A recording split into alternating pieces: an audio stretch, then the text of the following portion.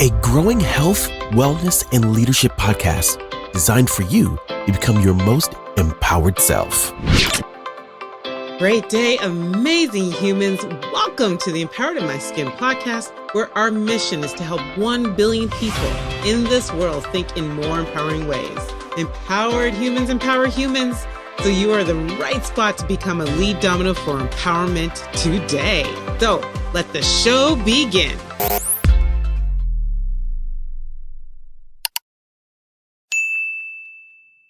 Yes, great day, amazing humans, and so excited about today. If you knew what today, how we got this guest, it was like when you know fabulous people on text messages and you're like, hey, I want to talk about this topic. You want to join in and talk about me today, and talk about it with me today. And they're like, oh my God, that is so aligned with where I am. It's divine. So I think we're bringing you a divine. And so today we are diving into personal branding.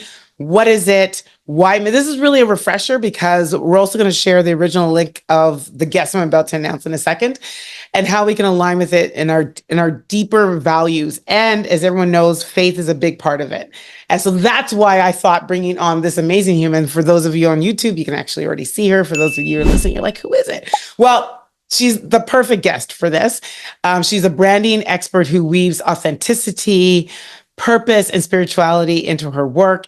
And so whether you're looking to build a brand that reflects your personal skills or a platform that honors your values and connection to God, this conversation is for you. So without further ado, because I really want to dive into it, put your ears together and give me a God-smacking excited welcome to the only Cher Jones that I know.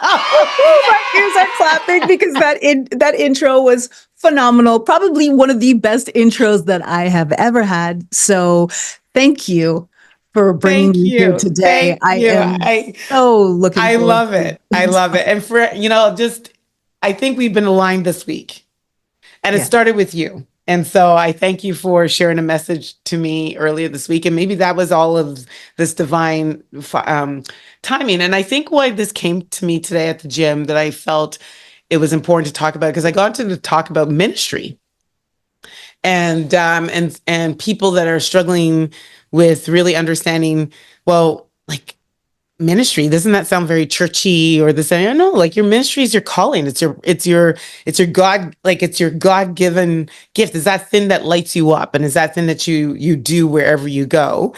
And the whole intent for me right now is how to help people sort of brand that for themselves without all the thou shouts and this and that, because I think that's what they think right away. Well, is it acceptable for me to talk? How do I blend it all in with what I do? So let's just start. Before we dive into the specific questions I prepared around this, I just want to know, in Cher fashion, what has been your most empowered thought of the day so far? I just had one right now as you were talking. I've had a lot today, but the one that I had just as you were talking is it's all ministry. Everything we do, every interaction we have, it's a choice of whether it's ministry or not. We all fall short of that calling. But the more we keep it top of mind, the more we recognize that it's all ministry, it kind of changes our countenance and how we talk to people. Because you don't know if you're ministering to somebody just by saying hello. Right? And then, yes, to think about to fast forward to the topic of today, when we get to serve in our gifts, there is something that, because we are wired and created to do the things that light us up, that's part of the instruction manual that we don't know we're not able to read it, but we can ask about it. And that whole idea that it's all ministry, and when we get to really step into our gifts and serve within our gifts, it's game changing. I love it. And we are both I'm going to say we're both God-fearing women. I would say this, though. When we met last time, I don't know that God was in our conversation. I know God was probably in our lives. I don't know that we verbalized the discussion around personal brand around that. And so I'm wondering, I guess my first question to you is, for those of you that might be new to Cher Jones, maybe help them understand how you got into personal branding, but more so, what has been your journey of faith as it relates to because I feel like I feel it exuding from you now. And I'm not saying it wasn't then, but I really feel like you're so much more intentional and bold about it now. So I know, like me, maybe your journey has been evolving and you're in that space. Okay, so you go. So it's interesting. My background is, I first started in journalism, moved to marketing and copywriting, and then to PR and corporate communication. So I have different avenues of communications converging into the work that I do now, all influencing what I do.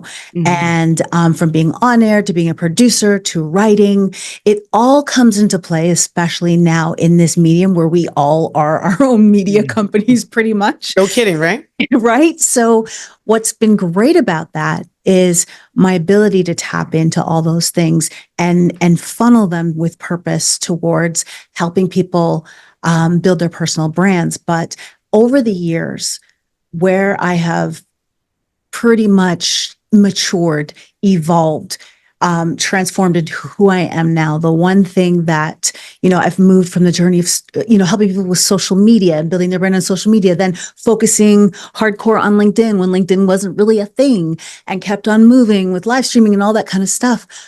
But what I'm finding now, as I would say that the personal branding concept has matured, right? We are at a different space than when I started in this game over 10 years ago with my first personal branding talk, which is still on YouTube, 99 Problems, but my brand ain't one. And it's really, I have to go. I don't know that one. I'm going to go and watch it. Go on. And it was totally inspired by Jay-Z lyrics. And it was a look at personal branding through the lens of Jay-Z lyrics. It was actually, when I look back at them, I'm like, that was pretty smart. Yeah. But as I've grown through where I'm at now, and where I see the role of personal branding, especially, post 2020, all that stuff where we have pretty much adopted the hybrid life, right? And some people are more virtual, some are more in person as things start to change. But what is interesting is the digital side of who we are matters more than ever before. Mm-hmm. But we can't ignore the in-person side. And so this is big, right? Because what we're dealing with now and what I'm finding as I mature into this, it's really about helping people communicate their value on demand, whether they are in person and online. So no longer do I focus, and this has been kind of shifting over the last 3 years, because one, I focus on your brand at work. I'm not trying to make superstars. I'm not trying to make you the next Mr. Beast or some sort of TikTok person. That's not my lane. My lane is, how do you articulate your value at work for work so that you thrive in your role and you take charge of your success for your future, right? So that's what I focus on. And I feel that, and this is where the ministry piece comes into play, because I've been doing this so long. What I see that most people struggle with is, one, identifying their value and then articulating that value. And then they have a lot of trouble with, when they see their value on paper, they are thinking to themselves, oh my gosh, is that really me? And who is that? Like who is that? Like, can I be that person type thing? Yes. Yeah. And then, so we have to go back and have a look at what it is they are struggling with. And then I have to be, well, is this true? Well, yeah, it's true, but I can't believe that's me. Is it true? Yes. So just because the facts are uncomfortable doesn't make it less true. It's what I'm recognizing. So we have imposter syndrome. Oh, I was just going to say, do not say the imposter syndrome. But no, I'm not saying it's that. I am not. I have actually, because you're using words. I was just about to say, I knew you're using words. I was about to say, thank you for not saying IS. Go on. Yes. Because what I have, and I'm developing thought leadership around it right now. What I have determined and created is a new term that doesn't exist, and I've been working on it. It's called value dysmorphia.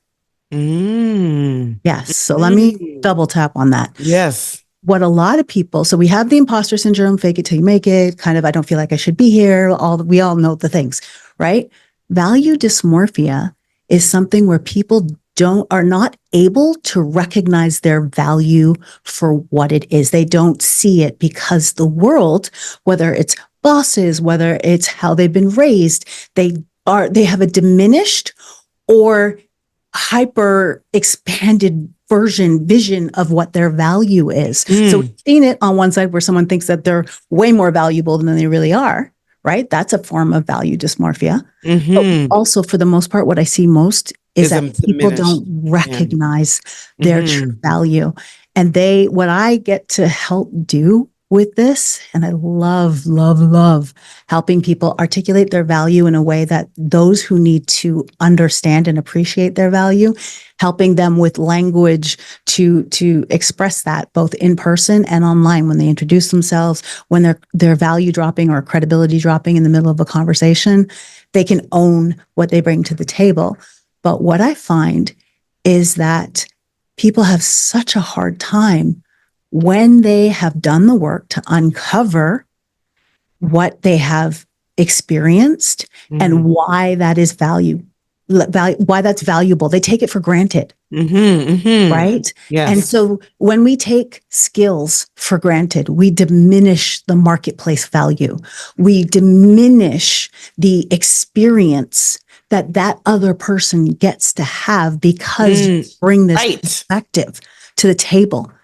And when you diminish it, you're actually removing or you're lowering that person's confidence, right, in you, because you're not even communicating your value to the level that they should raise their confidence to match it. But I think even more important, like I love that for sure. But I think even more than that is you are putting whatever is at the table at risk from being even better. Yes. Because you are not allowing yourself or your, like, whatever it is to really come through you in a way that's really intentional, right? So. Right. But it's because they don't even see it. Okay. Right. There are so many things that happens that allows us to diminish their value, right? From negative messaging to horrible bosses to the way they've been reared, like just parental stuff. Like there's that fear of navigating the workplace and seeing backlash or seeing people just constantly beating you down to the point where, okay, no one cares what I have to say. When sometimes there's different issues at play and it has nothing to do with your value. And oftentimes it's the other person. So there are so many factors that play into this. And that's what we need to recognize, where they just don't accurately perceive and appreciate their own value, their inherent skills and their accomplishments. Right. They just don't see it.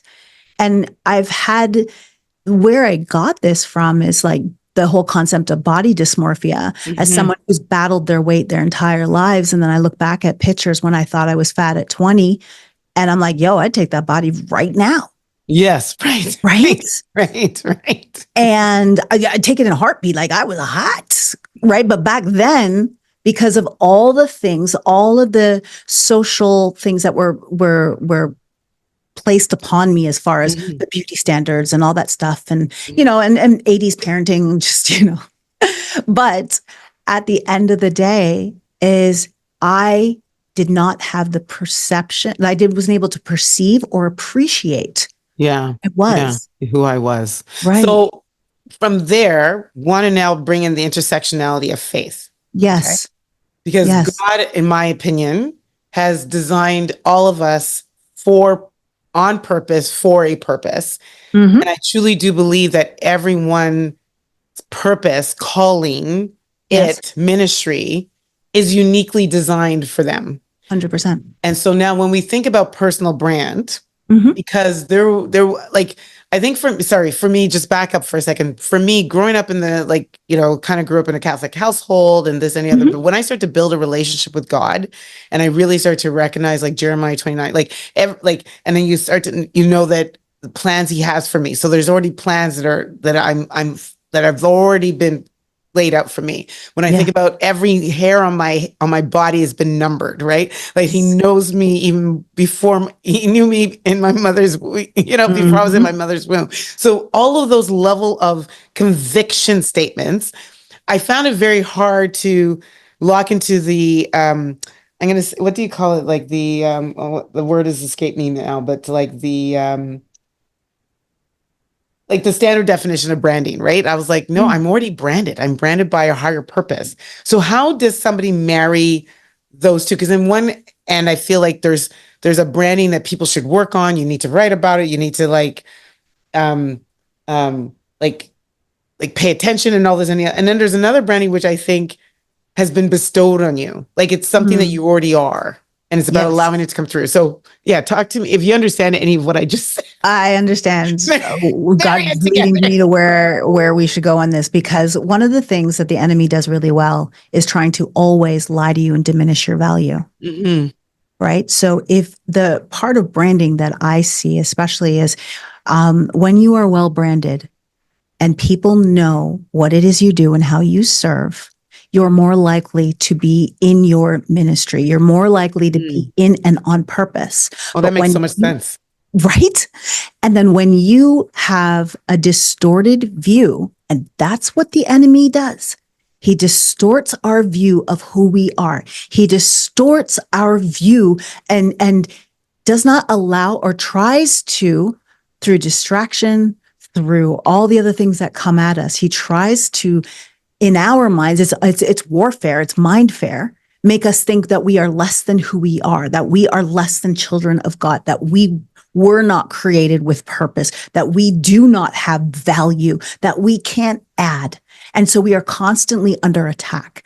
And what happens through the branding process when you actually go through the process, because a client gave this to me in 2013, and I just love how God has just been working and weaving through all these experiences over the year.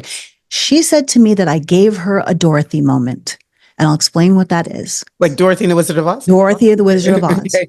When it was in you all along, Dorothy. It was in you all along.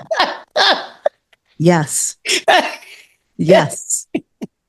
And so that is when you overcome value dysmorphia, when you have a literal Dorothy moment, when you can accept that everything you need for right now in this moment, all those seeds were planted in you. You were given the gifts, the talents, and then God arranged, regardless of your dumb mistakes, God still worked everything out for you, for the good, your good and his glory. So when you look at that and you look at how what I get to do, because my gift is encouragement, I can look at somebody's what they would see as a little idea or a little piece of experience that they might diminish that value. And I'm like, do you realize that because you went this way, that seems like you went off the path, but really that particular experience now elevates your value? Part of the tapestry.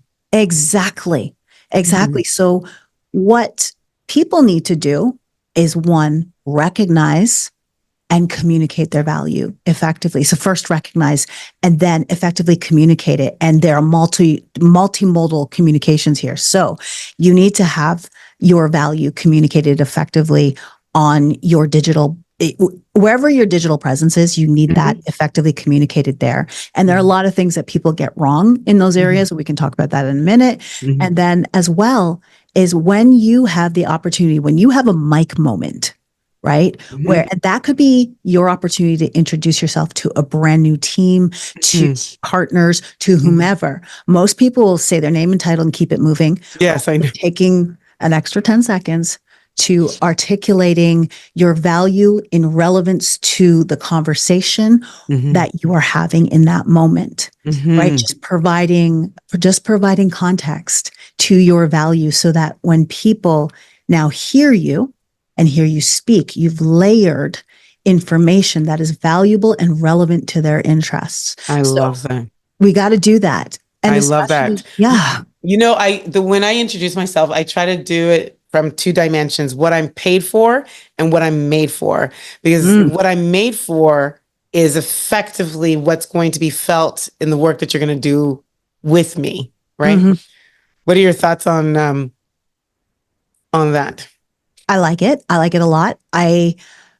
My work hyper focuses on articulating your value at work, Mhm. right? So it is super hyper focused. Mhm. And so generally speaking, I think that's great. But I also think that, and I'm sure you're doing this as well, what you're made for, what you're paid for. I love it. It's when people are in the workplace, they only have a few seconds and they really if they want to be intentional about leveling up, being recognized, respected, and rewarded for what they're bringing to the table, they need to make sure that what they're talking about, how they're introducing the facts are Yes. relevant to the person that they are having the In conversation community with. Okay, got it. Yes. Mhm. So I have a technique that I teach in my workshops called value wrapping. Okay. Right? And it's a really simple technique. It's like anyone can do this. And it's the first thing that you're going to say when you're sharing your value is you're actually going to address whether it's the elephant in the room, whether it's the reason why you're there, or something that you feel that person might have a pain point, especially in a workplace situation, right? So if we're coming to a meeting, right, and we know that there is a problem with this particular system, and you're being brought in because you're the expert in this place. So what you would do is immediately, and okay, so I'll warn everybody that this feels a little bit awkward, like, oh my gosh, I'm going to talk about myself like this, but this is how you get recognized, respected, and rewarded. So the first thing you're going to do is just simple. I know that this is a stressful time. We expected this to do this, and it's not working.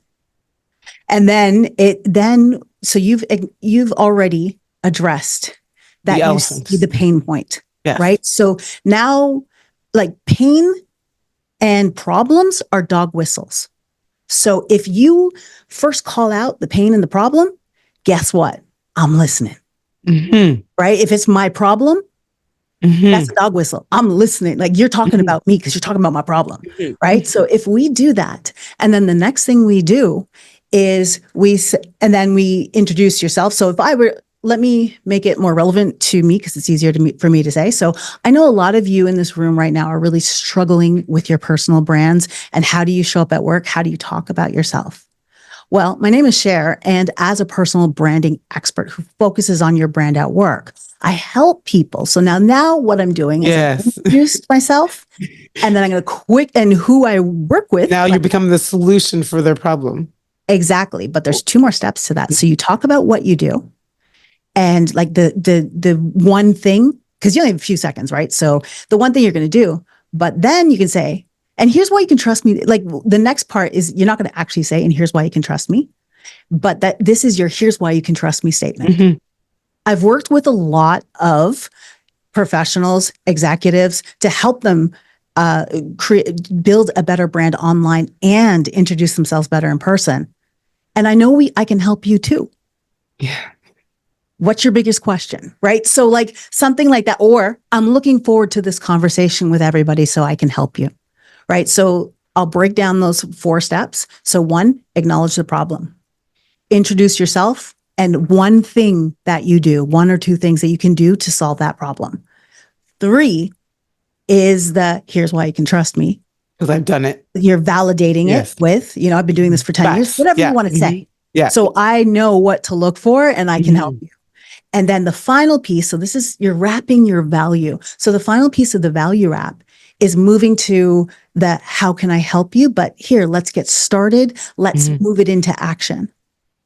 So it's problem, intro, the things you do, why you can trust me, and move it into action. Wow. And that when people get practice with that, y'all just got a masterclass and like, I don't know, that wasn't even a 3-minute answer, man. And let me tell you, when I do this in a workshop, especially with tech professionals who are often seen as the utility in the business rather than a business partner, rather than an advisor, when they start to better articulate their value to their stakeholders, to their partners, to the vendors that they work with, they elevate. They get that, recognized respect and rewards out of that. So this is something, and I want people to recognize that the same framework, so my value wrapping framework, it's the same thing you can use when you're writing your bio. It's the same thing that you can use even when you are creating content, right? So you're showing your proof of value through your content, through your reports. Not all content's for the internet, right? When you are just having casual conversations, and guess what? A public speech. I just thought about it as you're talking. I'm like, oh my gosh, this is Yes.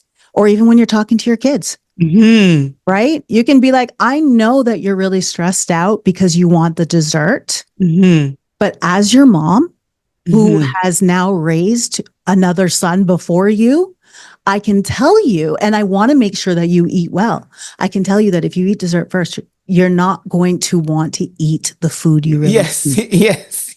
So if you eat your dessert, if you eat your food first, I promise you'll have a wonderful dessert and we can make it together. Yes. That's value wrapping. Yes. I love it. And what was the one thing, because we have to wrap up soon, but what was the one thing that you said that people get wrong? So the one thing that people get wrong on their digital profiles is, especially in the about section, they go general with their bios. They go, like, about me. No one cares about you. They want to. So the people who actually, and yes, people do care, right? But the people who care and are reading it, they are looking to go deeper. They don't want general stuff. They're looking at, what did you say on your headline? And now can I go deeper underneath, not more general? So what I would say is, and you got to look at, so to prove this to yourself, you've got to look at your own user habits. How many times do you actually read a bio? And when you do, why'd you read it? It's because you really wanted to know something that's relevant to your, especially in your professional interests. So why would you go general at this point? Talk about what you need. And then they also talk about their past. When most people don't care about your past until you can tell me what you do now and tell me why you're good at it. You're hired. We're doing a bio rewrite and you are helping me with my brand. I am so calling you after this. I'm telling you, this is especially going into 2025, especially going where, this 2025 is going to be an incredible year, or is, depending on when you're listening to this. Yes. As you walk into your Thursday, success, it is time. It is time to take control of your success. Yes. And the best way to do that is by giving people the language to advocate for you when you're not in the room. And that's where it comes back to communicating your value. If you're working with a sponsor or a champion, even a mentor can advocate for you. Your bosses can better advocate for you. People who are in the room that you're not in, if you give them the language, the tools, the different resources that they can better, because again, you don't want somebody to be like, she's great. She's awesome to work with. I love her. That does not sell you. That sells your character, right? But that doesn't sell your skill. Yes. So if you don't start talking about you, nobody's going to start talking about you. The question is, what are you going to say? And you've got to start by zeroing in on your value. And again, most people can't see their value until you start talking about it and putting it in context. To why you're so good at what you do. And then you have to accept that value and then work on the language to articulate it so that others can for you. Oh my gosh. This was it. This was exactly what we needed for today. And it's such a great setup and for 2025 for sure. So I know you're pressed on time. Do I have time to take you through some rapid thrivers? Go ahead. Okay, so when you think of someone who inspires you, who comes first to mind? And in spite of what happened from an election perspective, just seeing how Kamala Harris in 107 days,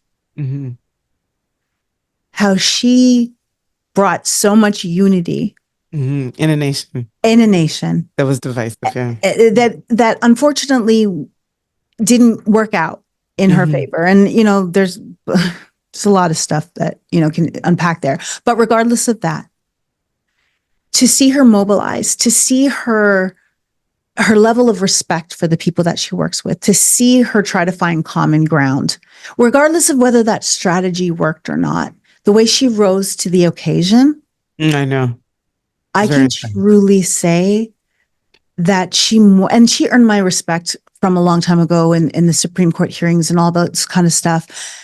But she rose to the occasion, and I really appreciated just how she navigated the world's biggest stage politically. And so that's. Yes, I agree. That was really beautiful. I hope she hears this. What is a daily activity that supports your thrive or empowers you? Right now it's writing. So I'm working on the book, and it's just that culmination of, so even what you said when we opened our conversation around, I definitely feel like this evolution in you. And so I would say for the last year or so, God's really been maturing my thought leadership and really boiling it down and really getting it to a level where I'm like, this is not I'm not writing a LinkedIn book. I'm writing about communicating your value, right? And being able to do it on demand and really stepping into that ministry side of my work. So right now, the writing piece and really nailing that thought leadership, 2025 is going to be a big year for I can't wait to read it. I can't wait to read it. I've been talking about it a long time ago, from a long time, but now it's here. It's realized. What? It's here. Yes. A daily app that helps you with your thrive. A daily app that helps me with my thrive, I would say right now it's Otter. Okay, so, Otter AI. I am constantly, because like the ideas are flowing so much, and so I capture it. I'm a very AI. So I in all my training and stuff like that, I have a method that I call the accelerated intelligence method. So basically it's AI, but it's your intelligence. So I use a lot of recording. I encourage my clients to just riff and record and get their thoughts out, and then have AI organize their thoughts. And then we rework it. I've got like prompts and all that stuff that can help them do that. But the beauty of what comes out is the fact that it's their blog post. It's their article. It's my work because it's coming from my head. I'm riffing. I have all this stuff. I know this stuff. This is prime time, baby. I have to get onto this Otter AI. Somebody mentioned it before when I said I was interested in writing a book. They said, just start to write it now. Yes. Put your thoughts. Yes. Speak it. Put your thoughts. Okay. So done. I'm actually going to check it this evening. It's phenomenal. A book that has helped you with your thrive. A book that has helped me with my thrive. Let me think about that. I have to open up my Audible because I've got so many right now. So recently, I just read The Circle Maker. And it's about prayer circle. That's been phenomenal. And also, what was I reading that was so good? I'm listening to Revenge of the Tipping Point, but right now The Circle Maker was really an awesome book. I enjoyed that by Mark Batterson. And is the Revenge of the Tipping Point by Malcolm Gladwell? Yes, that's his name. Okay, because I know he has The Tipping Point. Okay. Yeah, so this just came out. Wow. Okay, I'm gonna have to check it out. I saw him on LinkedIn doing an event, and I was like, oh, I got to pick that up. I gotta check that out. Okay. And then, what is one misconception, Madame Cher Jones, that people have of you as they see you talking about personal brand, being on stages, public speaking, just being Cher? I'm doing great, but I think, just like anybody else, people think you're more successful than you are. Okay. Real talk. Like when people think, I was like, wow, you think that's me? That's okay. Right. So it's just like, I'm still a work in progress like everybody else. But again, the internet, people see what they see. And I try to keep it real. Yeah. All that I do, but I also do believe divinely, I should be able to look at you and see your destination. So people are seeing your destination and they're communicating that to you. I receive all of that. Yeah. All of that. So it's whatever they're telling you is true. It may not be where you feel you're physically, at, but I just want to, when I see that about you.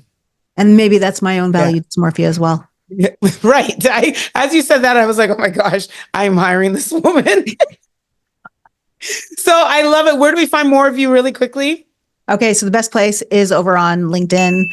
You can also visit me at sociallyactivetraining.com.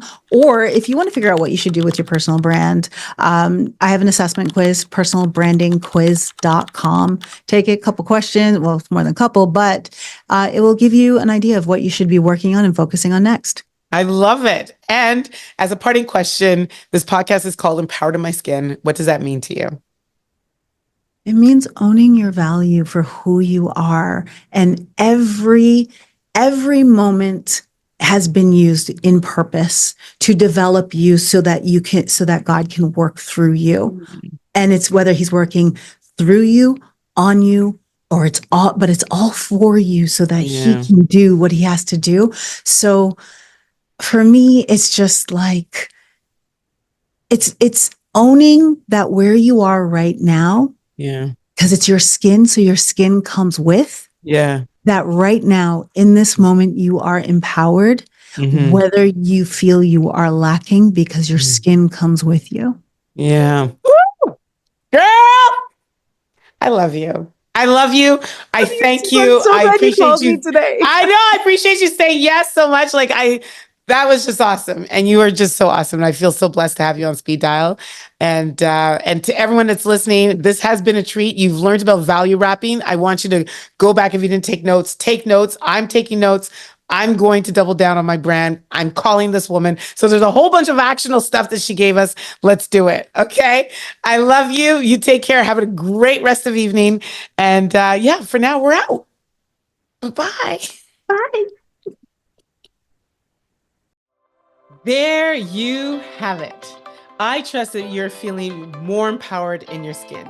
And as the late Dr. Maya Angelou says, when you get, you give, when you learn, you teach. So it would mean so much for us at EIMS if you share this episode and tag us or teach an insight that you learned from today's episode on your socials and tag us. And remember to go over onto iTunes and leave us a review or follow us on socials at Empowered in My Skin. But most importantly, don't forget to subscribe so you never miss an episode.